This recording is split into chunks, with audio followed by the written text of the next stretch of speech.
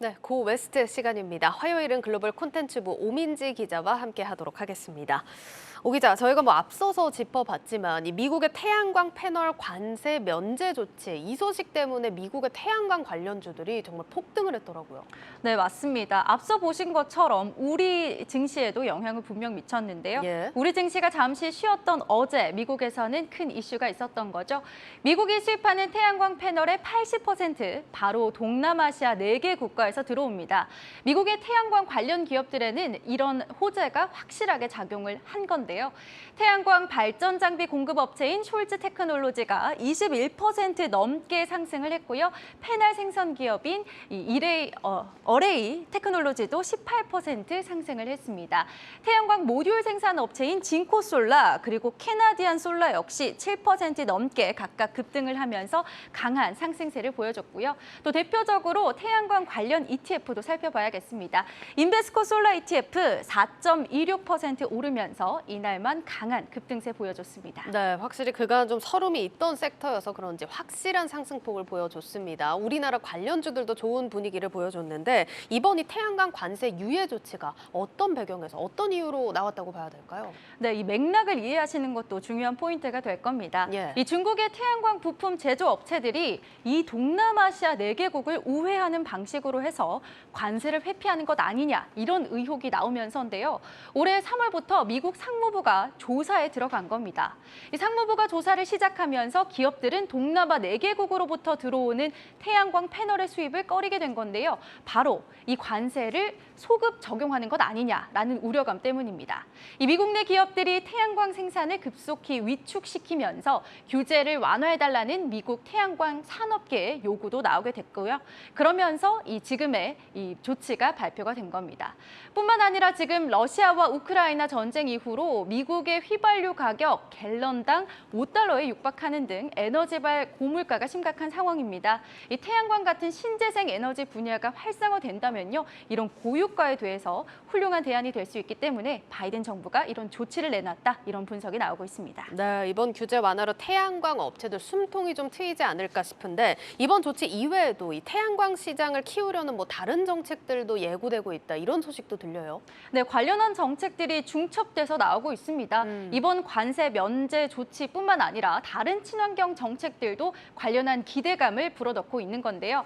바이든 대통령은 국방물자 생산법을 통해서요, 미국 내에 태양광 패널 또 기타 청정 에너지 기술 업체들을 대출이나 보조금 형태로 지원하겠다, 이렇게 계획을 밝혔습니다.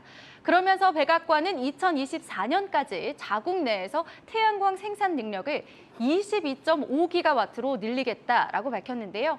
현재는 미국의 태양광 생산 능력이 7.5기가와트 수준에 그칩니다. 따라서 이 생산량을 3배 늘리겠다는 계획인 겁니다. 예, 관련 기업들 주가에서도 보셨지만 일단 투자자들 반응 매우 긍정적으로 평가를 해야 할 것 같습니다. 월가에서는 어떻게 봅니까?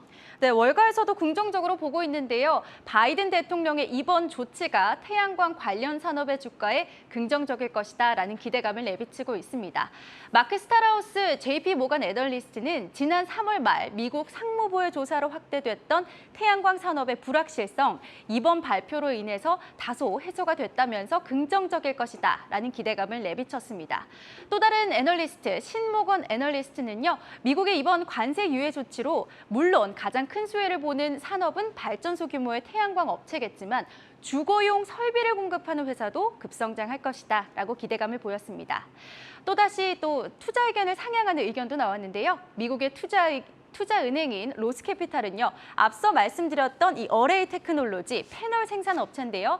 이 기업에 대한 투자 의견을 보유해서 매수로 상향 조정했습니다. 또 목표 주가도 $7에서 $18로 상향 조정했습니다. 네, 지금 이런 기조는 좀 계속되지 않을까라고 싶은 게 이제 유럽에서도 러시아 의존도를 줄이기 위해서 친환경 정책을 좀 가속화하는 정책들을 내놓고 있잖아요. 맞습니다. 이 북미에서 나오고 있는 정책과 더불어서 유럽의 정책도 주목하셔야 되겠습니다. 네. 유럽도 러시아산 전통 에너지 의존도를 줄이기 위해서 친환경 에너지로 전환하기에 속도를 내고 있습니다. 유럽연합 집행위원회는 지난달에 2030년까지 에너지의 45%를 재생 가능한 에너지원에서 확보하겠다 이렇게 밝혔습니다. 그 일환으로 새로 건축하는 건물 지붕에는 태양광 패널을 의무적으로 설치하도록 추진하고 있는데요. 또 2,100억 유로를 들여서요. 2025년까지 태양광 발전 용량을 현재의 2배까지 늘리겠다고 밝혔습니다. 이런 통합적인 상황들이 이런 태양광 시장이 성장하기 좋은 환경을 만들어주고 있다. 이렇게 볼 수 있겠습니다. 네, 이번 발표를 계기로 다시 한번 베팅하려는 수요도 물론 늘어날 것으로 보이는데 사실 태양광 섹터가 워낙 또 주가가 등락에 있던 섹터라서 걱정도 됩니다. 좀 주의해서 살펴봐야 될 부분들이 있겠죠? 네, 맞습니다. 이 태양광 시장의 성장성도 주목을 받았지만요. 이번 급등은 정책의 영향이 컸다는 점 투자에는 유의하셔야겠습니다. 네. 이런 정책 관련주는 특히나 변동성이 크기 때문인데요. 정책에 따라서 이 변동성은 더욱더 확대될 수 있다는 점 주의하셔야겠습니다. 또 태양광 시장은 앞으로 계속 성장하겠지만요. 주가의 흐름이 유의미하게 영향을 주면서 눈에 띄게 성장할 시기가 언제일지 찾는 것이 바로 이 태양광 투자의 관건이라고 전문가들은 입을 모으고 있습니다. 이번 바이든 정책이 태양광 산업에 괄목할 만한 성장으로 이어질지 주목해 보시면 좋을 것 같습니다. 네, 잘 들었습니다. 오늘 고웨스트 오민지 기자와 함께했습니다.